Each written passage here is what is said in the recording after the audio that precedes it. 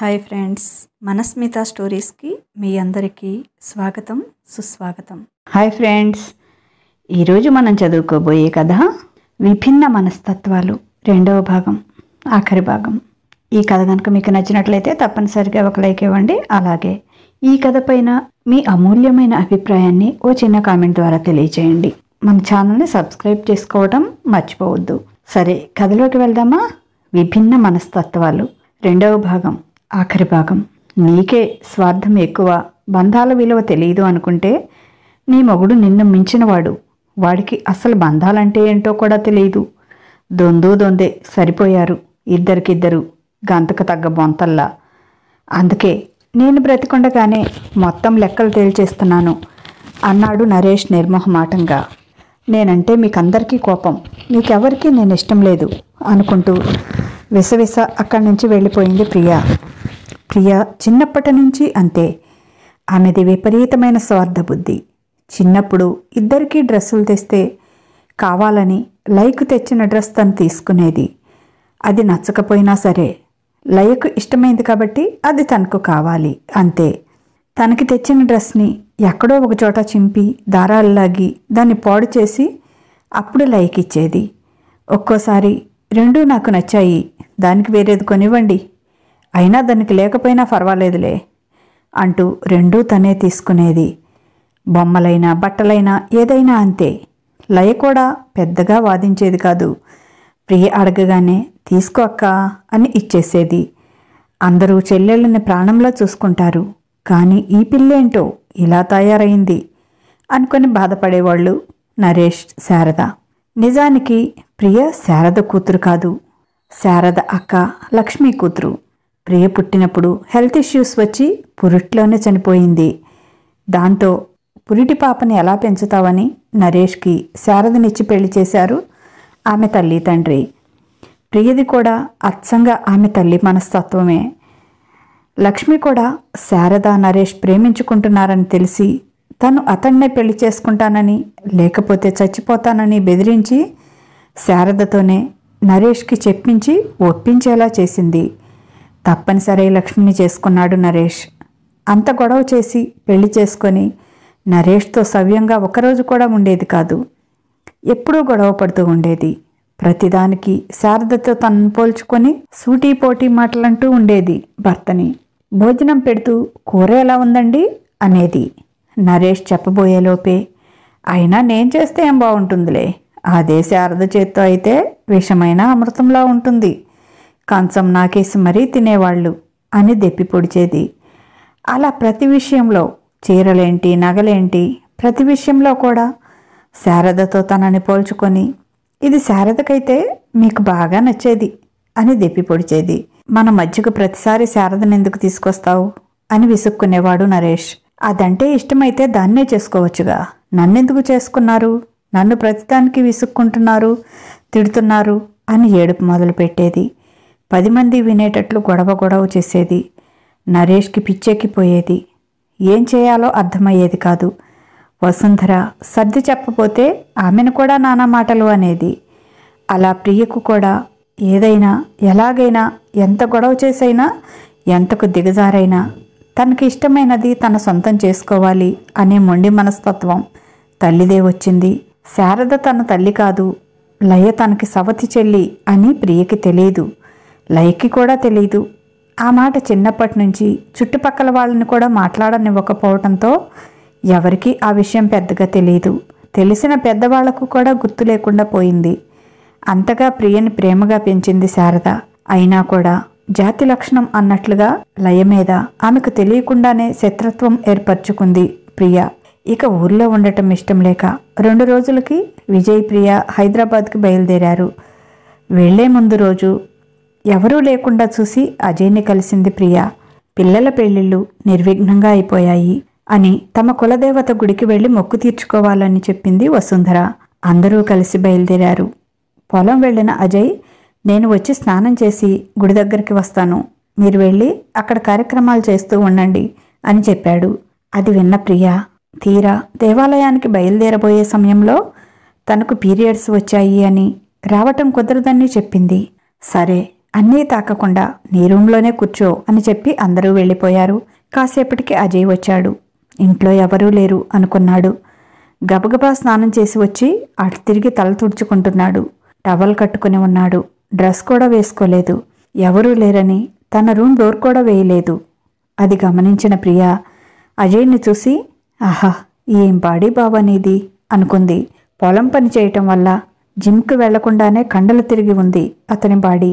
విజయ్ది software job కావటం, పైగా అతను డ్రింక్ చేస్తాడు. ఎప్పుడూ నాన్ వెజ్, బిర్యానీలు, జంక్ ఫుడ్ తింటూ 25 ఏళ్లకే ముందు పొట్ట, వెనక సీటు ఇష్టం వచ్చినట్టు పెరిగిపోయింది.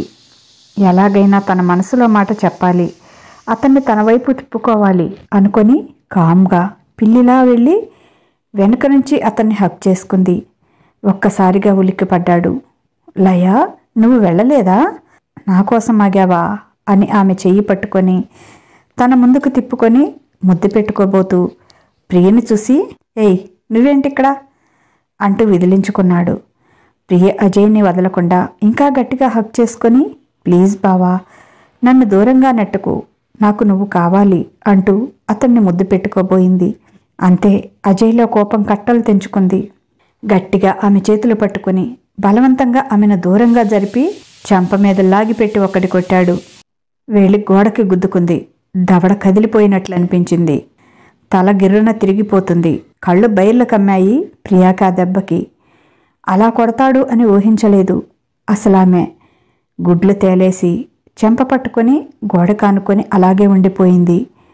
అజయ్కి ఓర్పు చాలా ఎక్కువ, చాలా నిదానస్తుడు. తొందరగా కోపం రాదు. ఏ విషయమైనా ఎదుటివారికి నిదానంగా అర్థమయ్యేటట్లు చెప్తాడు. కానీ ఈరోజు ప్రియ చేసిన పని అతను తట్టుకోలేకపోయాడు. ఇంత నీచంగా, ఇంత అసహ్యంగా ఎప్పుడు మారావు ప్రియా అన్నాడు. ఆమె మీద అసహ్యమంతా గొంతులోనే చూపిస్తూ ప్రియా తేరుకొని, నువ్వంటే నాకు ఇష్టం బావా అంది గట్టిగా. ఎక్కువ తక్కువ మాట్లాడావంటే చంపేస్తాను. ఏం తమాషాగా ఉందా లైఫ్ అంటే? నిన్న నాతో పెళ్లి కాదనుకొని వెళ్ళిపోయి నా తమ్ముడిని పెళ్లి చేసుకుని వచ్చి ఈరోజు నేనంటే ఇష్టమని అంటున్నావా? సిగ్గుందా నీకు? అసలు ఆడదానివేనా నువ్వు అన్నాడు అసహ్యంగా ఆమెను చూస్తూ. కాదు బావా, మీరంతా తప్పుగా అనుకుంటున్నారు. నేను విజయబావని పెళ్లి చేసుకోలేదు. నిన్ను బెదిరించాలని నేనే అలా నాటకమాడాను అంది ఏడుస్తూ. నమ్మేవాడుంటే నువ్వు నాటకాలు ఆడతావు, ఏమైనా ఆడతావు. ముందిక్కడి నుంచి అవతలకి వెళ్ళు అన్నాడు చేదరించుకుంటూ. ఒక్కటి చెప్తున్నా గుర్తుంచుకో, నువ్వు నా తమ్ముడి భార్యవి, నా మరదలివి. ఇప్పుడు మన బంధం అది, గుర్తుంచుకో. పిచ్చి పిచ్చి వేషాలు వేయకు, నరికేస్తా అన్నాడు కోపంగా. చంపేయి బావా, చంపేయి, పీడ వదిలిపోతుంది. నీకోసమే విజయబావతో అలా నాటకమాడాను. అంతేకాని నాకు నిజంగా విజయబావ అంటే ఇష్టం లేదు. నాకు నువ్వంటేనే ఇష్టం. ఇప్పటికైనా నీకు జాబ్ చూస్తాను బావా. మనిద్దరం పెళ్లి చేసుకుందాం.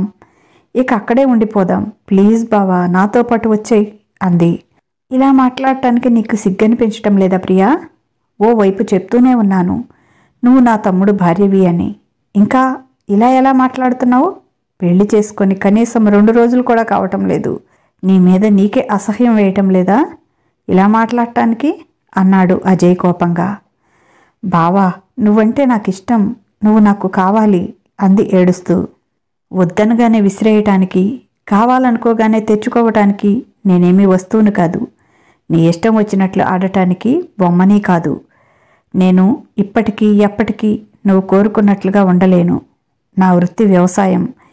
ఇదే పల్లెటూరులో ఉంటాను. ఇక్కడే వ్యవసాయం చేసుకుంటాను. నీ దృష్టిలో మట్టి పిసుక్కునేవాడిని. అది నచ్చకే నువ్వు వాడిని ఇష్టపడ్డావు. ఈరోజు వాడిని వదిలేసి నన్ను ఇష్టపడ్డాను అంటున్నావు. ఇలా రోజుకొకడిని ఇష్టపడే ఆడదాన్ని ఏమంటారో తెలుసా అన్నాడు అసహ్యంగా చూస్తూ. ఏమన్నా నాకేమీ అభ్యంతరం లేదు. నాకు మాత్రం నువ్వు కావాలి అంది. నీకు అభ్యంతరం లేదేమో, నాకుంది. నాకు పెళ్ళయింది, నాకు భార్య ఉంది. నా భార్యను కాదని నేను ఇంకే ఆడదాన్ని కన్నెత్తి కూడా చూడను. పెళ్ళి, భార్యాభర్తల బంధం అంటే నీకు లెక్కలేదేమో, నాకుంది. ఈ జన్మకు నా భార్య నా సర్వస్వం. ఈ జన్మకే కాదు, ఏ జన్మకి నీలాంటి ఆడదానికి మాత్రం భర్తనవ్వడానికి ఇష్టపడను అన్నాడు కోపంగా ప్రియవైపు చూస్తూ. ఒక్క రాత్రికే అంత వశపరుచుకుందా అది నిన్ను? దాన్ని వదిలిపెట్టనంటున్నావు? మరి మన మధ్య చిన్నప్పటి నుంచి ఉన్న బంధం ఏమైంది? నన్నెలా వదిలిపెడతావు అంది. అది నా పెళ్ళాం. అదే నన్ను వశపరుచుకుందో నేనే దానికి దాసుడినయ్యానో నీకనవసరం. అది మా మొగుడు పెళ్ళాలకి సంబంధించిన విషయం. ఇంకొకసారి నా భార్య గురించి మాట్లాడితే పళ్ళు రాలగొడతాను, జాగ్రత్త. ఇక మన బంధం సంగతి అంటావా? అది గుర్తుంది కనుకే నీ ప్రవర్తన, నీ మనస్తత్వం, నీ మాటలు ఈ మధ్య నాకు నచ్చట్లేదు. అయినా కానీ పెద్దవాళ్ల మాటకి విలువ ఇచ్చి నీతో పెళ్లికి తల వంచాను. నువ్వే నీలాంటి మట్టి పిసుక్కునే పల్లెటూరి వెధవా నాకు వద్దు.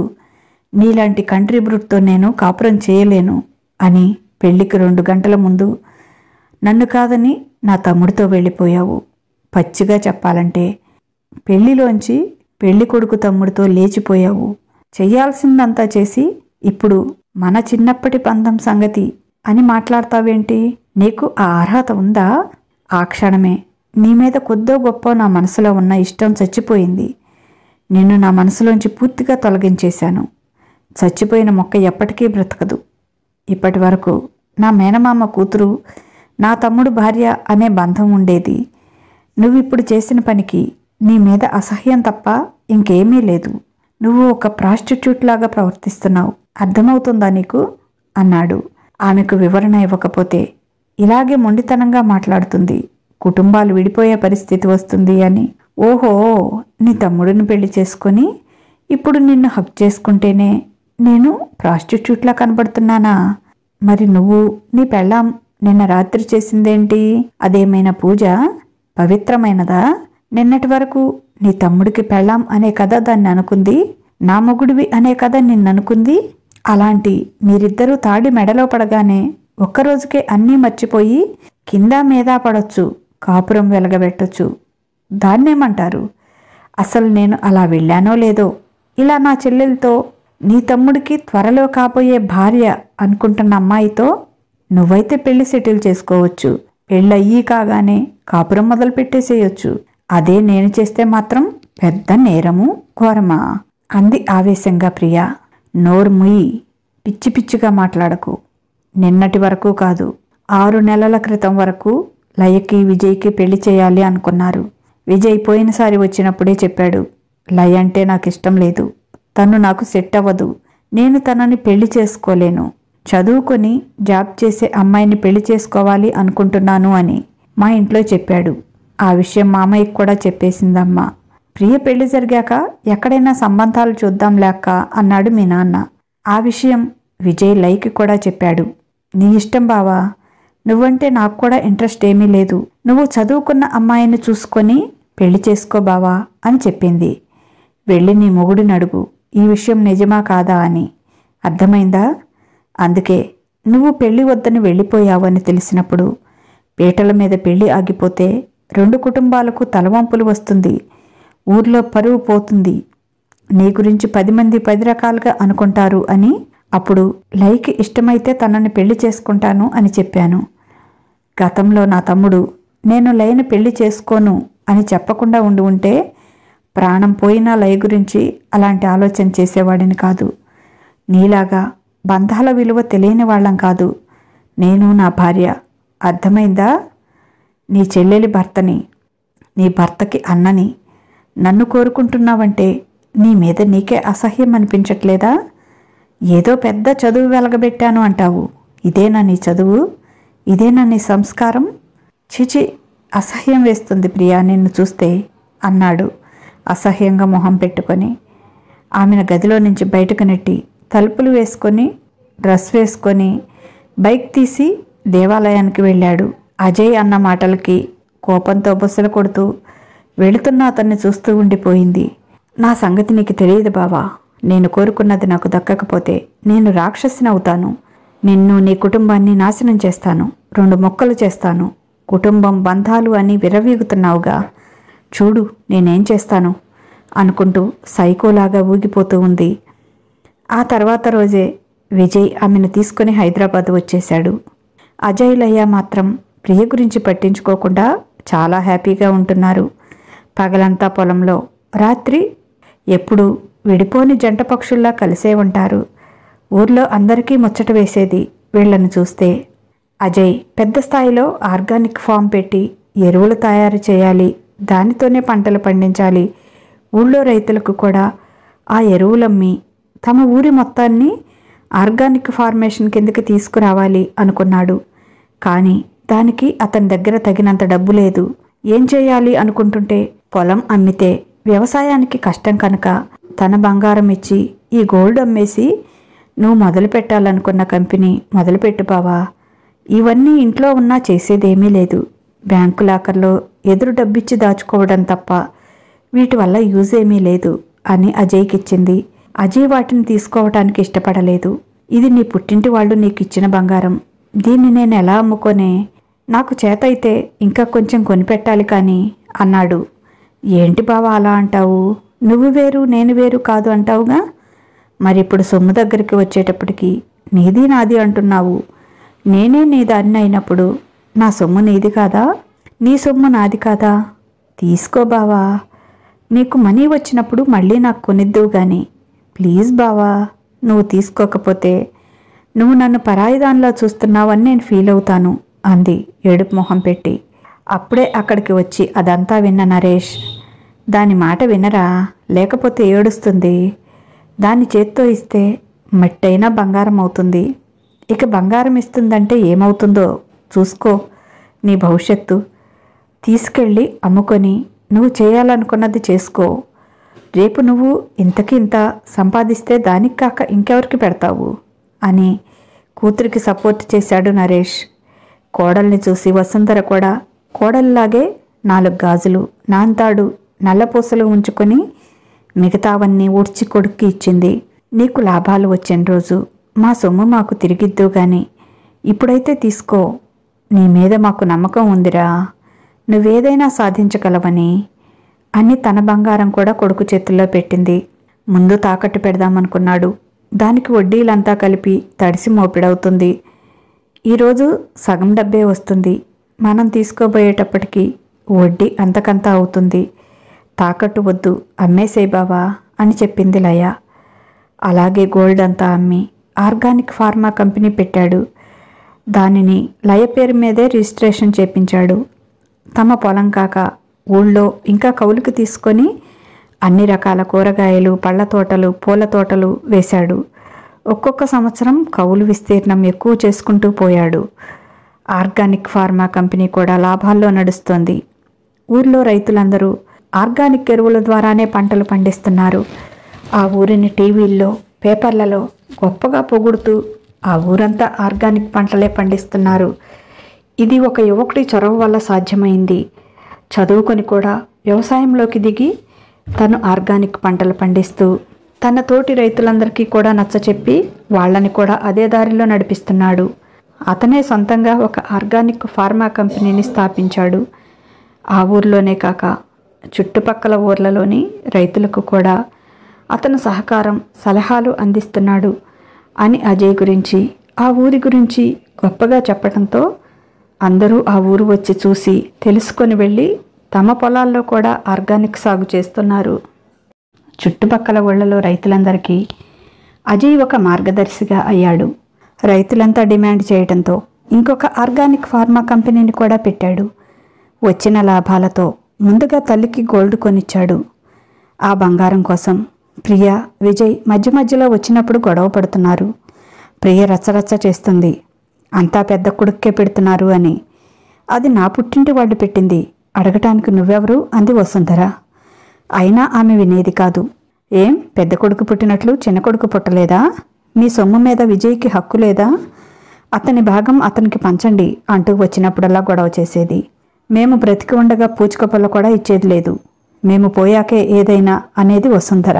ప్రియ సొమ్ము కోసం కాదు, కేవలం గొడవ పెట్టుకోవటం కోసమే, కుటుంబాన్ని విడదీయటం కోసమే అలా మాట్లాడుతుందని తెలిసి అజయ్ అసలు వాళ్ళు ఉన్నప్పుడు ఇంటికి వచ్చేవాడు కాదు.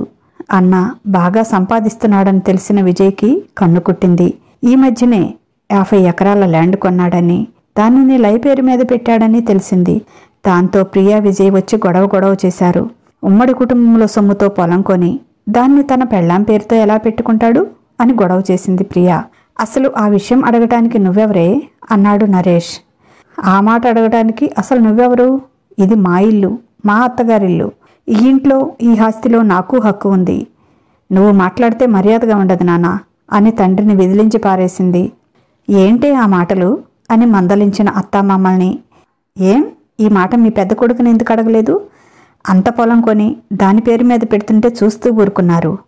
ఒక కంట్లో బెల్లం, ఒక కంట్లో సున్నం పెట్టకూడదత్తా. పెద్ద కొడుకంటే ఎంత ప్రేమ ఉన్నా చిన్న కొడుకు మరీ అంత పనికిరాని వాడయ్యాడా మీకు? ఆస్తంతా కొన్ని కోడల పేరు మీద పెడుతుంటే చూస్తూ ఊరుకున్నారు. మీకు ఇది న్యాయంగా ఉందా అని పెద్ద మనుషుల దగ్గరికి వెళ్ళింది. ఏంటక్కా ఇది?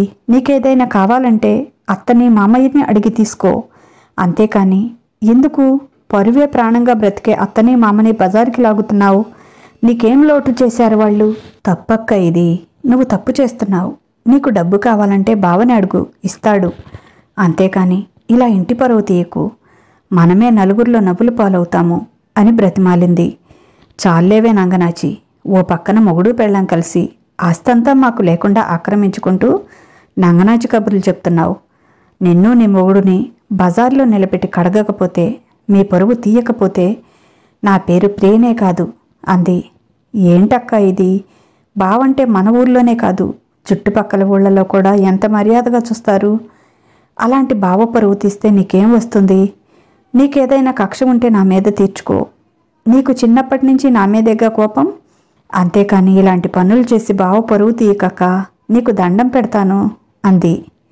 అబ్బో, ఆదర్శ సతీమణి వచ్చిందండి.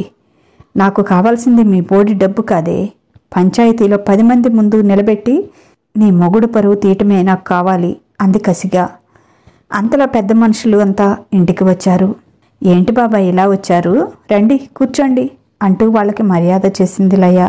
అందరికీ మంచినీళ్ళిచ్చి కాఫీలు పెట్టి తీసుకొని వచ్చింది. ప్రియ మాత్రం వాళ్ళు వచ్చిన దగ్గర నుంచి వాళ్ళకి చాడీలు చెప్పటమే సరిపోయింది. వసుంధర వెంటనే పెద్ద కొడుక్కి ఫోన్ చేసింది. విషయం చెప్పి అర్జెంటుగా ఇంటికి రమ్మంది. 10 నిమిషాల్లో ఇంట్లో ఉన్నాడు అజయ్. ఏంటి మామ, అందరూ దండయాత్రకు వచ్చారు మా ఇంటి మీదకి అంటూ నవ్వుతూ వచ్చి వాళ్ళ ఎదురుగా కూర్చున్నాడు. రావాల్సి వచ్చిందల్లుడు, తప్పలేదు. నీ తమ్ముడు భార్య తనకేదో ఈ ఇంట్లో అన్యాయం జరిగిపోతుందని పంచాయతీలో పెట్టింది. మిమ్మల్ని పంచాయతీ దాకా పిలవటం ఇష్టం లేక మేమే ఇంటికి వచ్చాం అన్నాడు వాళ్లలో పెద్ద ఆయన సూర్యనారాయణ గారు. ఇలాంటి చిన్న చిన్న సమస్యల పంచాయతీ దాకా ఎందుకమ్మా, ఇంట్లోనే పరిష్కరించుకోమంటే ఈ పిల్ల వినలేదు. అందుకేరా రావాల్సి వచ్చింది అన్నాడు విశ్వనాథం గారు. అంత అన్యాయం ఏం జరిగిందట వాళ్ళకి అన్నాడు అజయ్ తమ్ముణ్ణి ప్రియని చూస్తూ. మీరేంటి ముందే వాళ్ళకి అనుకూలంగా మాట్లాడుతున్నారు?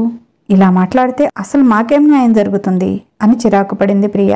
అదేదో తెలియక చెప్పిందిలే అన్నా, వదిలేయండి అన్నాడు నరేష్. ఏంటి తెలియక చెప్పేది? నేనేమైనా చిన్నపిల్లనా? నిన్ను కల్పించుకోవద్దని ముందే చెప్పానుగా అని తండ్రిని పూచిక పుల్లలాగా తీసి పారేసింది. ఆమె మనస్తత్వం ఎలాంటిదో అర్థమైంది అక్కడున్న అందరికీ. సరే చెప్పమ్మా, నీ కంప్లైంట్ ఏంటి అన్నాడు విశ్వనాథం గారు విసుగ్గా మొహం పెట్టి. ఆమె మాటలకు వాళ్లకు చిరాగ్గా అనిపించింది. ఈ ఇంటి పెద్ద కొడుకు 50 ఎకరాల పొలం కొని తన భార్య పేరుతో పెట్టుకున్నాడండి. అది మాకు జరిగిన అన్యాయం కాదా అంది. అప్పుడు అజయ్ తండ్రి నారాయణ మాట్లాడుతూ, వాళ్ళు ఎండనక వాననక తిండి నిద్ర సరిగ్గా లేకుండా కష్టపడి సంపాదించుకున్నారు. దానిలో ఇంకెవరికీ వాటా ఇవ్వాల్సిన అవసరం లేదు అన్నాడు. వాళ్ళ సంపాదనలో వాళ్ళు కొనుక్కుంటే నీకెందుకమ్మా బాధ అన్నారు పెద్ద మనుషులు. అదేంటండి అలా ఎలా అంటారు? మాది ఉమ్మడి కుటుంబం. ఇంతవరకు మేము వేర్లు పడలేదు. అప్పుడు ప్రాపర్టీ ఏదైనా సరే అందరికీ చెందుతుంది కదా. అలాగే మాకు సగం పెట్టి వాళ్ళు సగం పెట్టించుకోమనండి.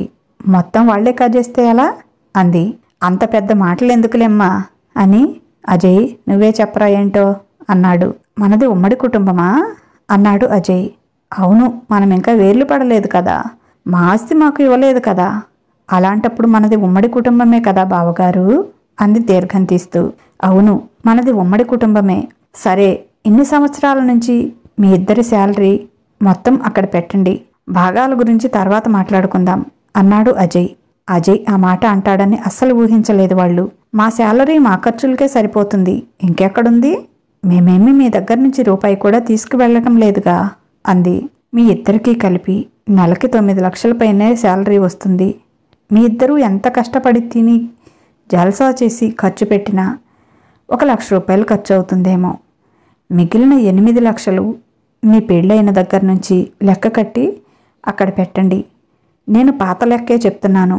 ఇప్పుడు ఇంకా శాలరీ పెరిగింది మీకు అన్నాడు అజయ్. ఆ మాటతో కంగు తిన్నారిద్దరూ. ఇక్కడ ఏదో వస్తుంది, గొడవ చేసి లాక్కుపోదామనుకుంటే మన దగ్గర అడుగుతాడేంటి? అయినా అక్కడేమున్నాయి ఇవ్వటానికి? ఏమైనా మిగిలితేగా అనుకున్నారిద్దరూ. అప్పుడు అజయ్, లయా ఆ పాస్బుక్ తీసుకురా అన్నాడు. విజయ్ పేరుతో ఉన్న పాస్బుక్ తెచ్చిచ్చింది. తన తండ్రికి ఉన్న పొలంలో వచ్చిన సగం ఆదాయం ప్రతి సంవత్సరం ఆ బుక్లో డిపాజిట్ చేయబడుతుంది. వీళ్ళ చేతికిస్తే అది కూడా నాశనం చేస్తారని ప్రతి సంవత్సరం పెట్టుబడి నేను పెట్టి దానిలో వచ్చిన ప్రతి పైసా ఆదాయం డిపాజిట్ చేస్తున్నాను. రేపు వాళ్ళకి పిల్లలు పుడితే వాళ్ళ భవిష్యత్తుకు పనికి వస్తుందని అని ఆ పాస్బుక్ పెద్ద మనుషుల చేతికిచ్చాడు. వాళ్ళు అది చూసి, ఇంకేంట్రా, మామూలుగా అయితే అందరూ కవులు మాత్రమే లెక్క కట్టిస్తారు. వాడు తను కష్టం చేసి వచ్చిన ఆదాయం అంతా నీ పేరుతోనే డిపాజిట్ చేస్తున్నాడు, ఇంకేం కావాలి అన్నారు. అదేంటి అలా అంటారు? మేము అడుగుతున్నది ఆ పొలం మీద ఆదాయం కాదు, ఇప్పుడు పొలం కొన్న విషయం. అది ఉమ్మడి కుటుంబం మీదే కదా కొన్నది, దానిలో మాకు కూడా భాగం ఉంటుంది కదా అంది ప్రియ. దీనిలో ఎవరికీ భాగం లేదు. ఆ ఆర్గానిక్ ఫార్మా కంపెనీని నేను నా కుటుంబంలోని డబ్బుతో పెట్టలేదు. ఆ రోజు నేను డబ్బు లేదని బాధపడుతుంటే నా భార్య తన నగలు తీసిచ్చింది. అవి అమ్మి నేను కంపెనీ పెట్టాను. పొలం కౌలుకి తీసుకొని కష్టపడ్డాం. వాటి మీద వచ్చిన ఆదాయంతో నీ నగలు అమ్ముకున్నాను కదా, బంగారం కొంటాను, నగలు చేపించుకో అంటే, నగలు వద్దండి, పొలం కొనుక్కోండి, ప్రతి సంవత్సరం కౌలు కట్టే పని ఉండదు కదా అని చెప్పింది నా భార్య. అది దాని సొమ్మే కనుక ఇంకొంత అప్పు తెచ్చి ఈ పొలం కొన్నాను. దాని సొమ్ముతో కొన్నదే కనుక దాని పేరుతోనే పెట్టాను. తప్ప మామా? నా భార్య ఎప్పుడైనా రకరకాల నగలు వేసుకోవటం మీరు చూసారా? పుస్తెల తాడు, నల్లపూసలు తప్ప. ఆ 2 మాత్రమే ఉంచుకొని మా మామ ఇచ్చిన బంగారం అంతా నాకే ఇచ్చింది. ఈవిడ గారు వచ్చినప్పుడు రకరకాల డైమండ్ సెట్స్ వేసుకొని వచ్చి నా భార్యను వెటకారంగా మాట్లాడేది. నీ మట్టి పిసుక్కునే మొగుడు కనీసం గోల్డ్ నెక్లెస్ కూడా చేపించలేదా? ఎప్పుడూ ఈ 2 తప్ప ఇంకేమీ వేసుకోవు. నాన్నిచ్చిన బంగారం కూడా అమ్మేశాడా అని ఎగతాళి చేసేది. నా భార్య, నా మొగుడే బంగారం, ఆయన్ని మించిన బంగారు నగలు నాకు అవసరం లేదు అని చెప్పేది. ఇది మామ విషయం. ఇప్పుడు నేనెవరికి భాగం పెట్టాలి, ఎందులో భాగం పెట్టాలి, ఎవరికి సమాధానం చెప్పాలి అన్నాడు. నువ్వెప్పుడూ న్యాయంగానే ఉంటావురా, నీ సంగతి మాకు తెలుసు కదా, ఈ పిల్ల గోల పడలేక వచ్చాం కానీ అన్నాడు సూర్యనారాయణ గారు. చెప్పమ్మాయి, నీ బావ అడిగే మాటలకి సమాధానం చెప్పు అన్నాడు. ఏమీ మాట్లాడలేక, మా భాగం మాకు పంచివ్వమనండి అంది. అది ఇప్పుడు కొత్తగా పంచేదేంటి? మీ పెళ్లి కాగానే మీ మామ 2 కొడుకులకి సమానంగా ఆస్తి పంచేశాడు. నేనే కదా పంపకాలు చేసి రాసిచ్చింది. ఏం నీ మొగుడు చెప్పలేదా అన్నాడు. తల వంచుకున్నాడు విజయ్. ఆ మాట ప్రియకి చెప్పాడు, కానీ ఆమె వినలేదు. నువ్వు నోరు మూసుకొనిరా, కామ్గా కూర్చో, ఆస్తిలో భాగం ఎలా రాదో నేను చూస్తాను అని లాక్కొచ్చింది. అప్పుడు వసుంధర, ఇంకొక మాట విశ్వనాథమన్నా, కంపెనీ పెట్టేటప్పుడు నేను చిన్నోడికి ఫోన్ చేసి, ఒరేయ్ అన్న ఇలా కంపెనీ పెట్టాలనుకుంటున్నాడు, వదిన బంగారం ఇచ్చింది, అమ్ముకొని పెట్టుకోమంటుంది. ఆడపిల్ల బంగారం అమ్ముకోవటం అన్నకి ఇష్టం లేదు. మీరిద్దరూ పెద్ద ఉద్యోగాలు చేస్తున్నారు కదా, ఆ డబ్బేదో మీరిస్తే రేపు వడ్డీతో సహా ఇచ్చేస్తాడురా అని అడిగాను. ఈ విషయం మా ఆయనకి కానీ మా పెద్దోడికి కానీ తెలీదు. మా దగ్గర డబ్బు ఎక్కడుంది? అయినా నీ పెద్ద కొడుకు కంపెనీలు పెట్టి అందులో లాస్ వస్తే మా డబ్బెవడు కడతాడు? మేము నయా పైసా కూడా ఇవ్వం అని చెప్పింది ఈవిడ గారు. అలాగే ఈయనకి హార్ట్ స్ట్రోక్ వచ్చి ఆపరేషన్ చేయాల్సి వచ్చినప్పుడు కూడా వీళ్ళని అడిగాను. మా దగ్గర 1 రూపాయి కూడా లేదు అని మొహం మీదే చెప్పారు. వాడు పంటలకు పెట్టుబడులు పెట్టే టైము, చేతిలో డబ్బు లేక ఇబ్బంది పడి మీ దగ్గరే కదా అన్నయ్య అప్పుడు డబ్బు అప్పు తెచ్చాడు అంది వసుంధర. అవునమ్మా, నా దగ్గరే, పంటలు వచ్చాక ఇచ్చాడు అన్నాడు ఆయన. మరి ఈ ఉమ్మడి కుటుంబంలో ఏ బాధ్యత, ఏ బరువు తను మోసిందని ఈరోజు ఏ మొహం పెట్టుకొని వచ్చి భాగం అడుగుతుందో అడగండి దాన్ని. ఆయనకి ఆపరేషన్ చేయించినప్పుడు 10 రోజులు వాళ్ళ ఇంట్లో ఉండాల్సి వచ్చింది. నిప్పులు కురిపించింది మా మీద. ఎప్పుడెప్పుడు వచ్చేద్దామా అనిపించింది. ఈయన హార్ట్ సర్జరీ చేపించుకొని ఇంత దూరం ప్రయాణం చేయకూడదని ఆగిపోవాల్సి వచ్చింది. నా పెద్ద కొడుకు పెద్ద కోడలు ఈ రోజుకి మమ్మల్ని పువ్వుల్లో పెట్టి చూసుకుంటున్నారు. అసలు దానికి ఈ ఇంటి కోడలు అనిపించుకునే అర్హత ఉందా అని లోపలికి వెళ్ళి వాళ్ళ ఆస్తిపత్రాలు తెచ్చి కొడుకు చేతిలో పెట్టి, ఇదిగోరా నీ ఆస్తిపత్రాలు, ఏం కట్టుకుపోతారో ఏం చేసుకుంటారో చేసుకోండి. పెద్దోడు ఇక నీ పొలంలో వేలు కూడా పెట్టడు. బీడే పెట్టుకుంటావో కవులుకిచ్చుకుంటావో నీ ఇష్టం. ఇంతగా మా పరువు తీస్తున్న నిన్ను మాకు అసలు పుట్టలేదు అనుకుంటాం. ఇక నువ్వు కానీ నీ భార్య కానీ మా ఇంటికి రాకండి. వాడిని ఊరు వాడ దేశమంతా పొగుడుతూ నెత్తికెత్తుకుంటుంటే మీరు ఊర్లోకి వచ్చి పంచాయతీకిలాగి వాడి పరువు తీస్తారా? మీరు అసలు మనుషులేనా? ఇంకెప్పుడు మీ మొహం నాకు చూపించొద్దు, వెళ్ళిపోండి అంది వసుంధర. అమ్మా ఊరుకో, ఏంటి ఆ మాటలు? వాడు చిన్నోడు, తెలియకేదో వాగితే పెద్దదాన్ని నువ్వు కూడా అలా మాట్లాడితే ఎలా అన్నాడు అజయ్. అవునత్త, అక్కకి ఏమీ తెలీదు, ఏది పడితే అది మాట్లాడుతుంది. నువ్వు మనసులో పెట్టుకోకత్తా. నువ్వే అలా అంటే వాళ్ళకి ఇంకెవరున్నారు? ఎక్కడికి వెళ్తారు? కావాలంటే ఆ పొలంలో భాగం ఇద్దాంలే వాళ్ళకు కూడా అని అక్క కోసం బ్రతిమాలుతోంది లయ. బావా, ఆ పొలంలో సగం అక్క పేరుతో పెట్టేసేయి. నేనేం చేసుకుంటాను బావా అంత పొలం? నాకు కోట్ల విలువ చేసే వజ్రం లాంటి నువ్వు ఉన్నావు. నాకింకా ఆ ఆస్తులు, ఈ ఆస్తులు, నగలు ఇవన్నీ ఏం చేసుకోను చెప్పు? వాళ్ళకిచ్చేయి బావా అంది. సరే బంగారం, నువ్వెలా చెప్తే అలాగే చేద్దాం అన్నాడు అజయ్. వాళ్ళిద్దరి అన్యోన్యత చూసి మండిపోయింది ప్రియకి. మీ ముష్టి నాకేం అవసరం లేదులే అంటూ అక్కడి నుంచి విసవిస వెళ్ళిపోయింది. అసలు ఈ పిల్లకి ఏం కావాలి? ఎందుకు మా దగ్గరకు వచ్చింది? ఇప్పుడు సగం ఆస్తి రాస్తానంటుంటే అవసరం లేదని ఎందుకు వెళ్ళిపోతుంది? ఈ పిల్లకి పిచ్చా ఏంటి అన్నాడు విశ్వనాథం గారు. సరేరా వెళ్ళొస్తాం అని వాళ్ళు వెళ్ళిపోయారు. దానికి కావాల్సింది నా పరువు తీయటం. అది నెరవేరలేదు. దాని పరువే పోయింది. అది దాని కోపం అనుకున్నాడు అజయ్ మనసులో. లయ దిగులుగా, బావా అక్క వెళ్ళిపోయింది, అందరూ తిట్టారు, ఇక రాదేమో అంది. ఆమెను దగ్గరికి తీసుకొని, మీ అక్క ఎక్కడికి పోతుందే? మనతో గొడవ పెట్టుకోవటానికి మళ్ళీ నెల తిరిగేటప్పటికి వస్తుందిలే అని నవ్వుతూ, పద అన్నం పెట్టు, ఆకలేస్తుంది అంటూ ఆమె భుజం మీద చేయి వేసుకొని లోపలికి తీసుకువెళ్ళాడు. అన్నం కలిపి ప్రేమగా ముద్దలు తినిపిస్తున్న లయను చూసి, వీళ్ళిద్దరూ తోడబుట్టిన అక్కా చెల్లెళ్ళైనా ఇద్దరి మనస్తత్వాలకి పోలికే లేదు. ఒకరు ప్రేమమూర్తి, ఇంకొకరు అసూయాద్వేషాలకి కేర్ ఆఫ్ అడ్రస్.